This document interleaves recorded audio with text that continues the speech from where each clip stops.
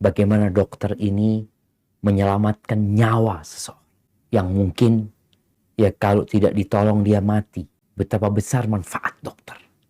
Tapi ada juga yang meninggal dunia. Ada orang-orang yang meninggal di tangan dokter. Dalam kondisi keluarganya tidak boleh masuk ke ruang itu. Yang di dalam hanya dokter dan perawat. Apa yang seharusnya dilakukan? Yang pertama berkaitan dengan dakwah tadi.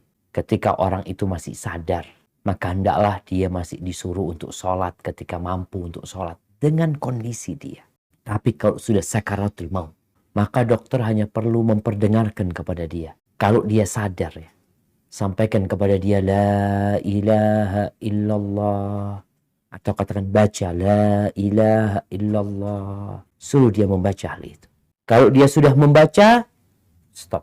Jangan diulangin lagi. Kecuali dia nanti ngomong lagi atau ini itu. Ketika dia berbicara hal yang lainnya, kita sampaikan kepada dia lagi untuk mengatakan la ilaha illallah. Tapi ada pasien-pasien yang sudah tidak respon. Tapi kalau kita tahu dia masih bisa mendengar kita di sana. Kan dokter tahu ini orang Ustaz, ada yang dikatakan orang tidur. Dia tidur, tapi dia dengar Ustaz. Dia dengar insya Allah. Nah, dokter tahu itu, perdengarkan di telinga dia. Dengan pelan, tanpa membentak, katakan kepada dia untuk mengatakan la ilaha illallah, dan Anda rasa itu yang bisa dilakukan dokter. Selain itu, bisa memperingan penyakit dia itu dengan membacakan Al-Quranul Karim. Quran ini obat. Jadi kalau dokter sudah merasa memang obat-obatan nggak mampu, ini sudah nggak bisa lagi dibantu, bacakan Quran, bacakan Al-Fatihah buat dia, bacakan surat-surat, mau surat Yasin, mau surat Ar-Rahman, surat apa, bacakan kepada dia. Ini sebuah amalan yang besar sekali tadi.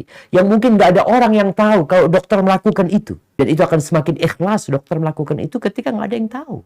Pasiennya sendiri mungkin nggak tahu kalau dokternya membacakan doa-doa tersebut. Hada wallahu a'lam bishawab.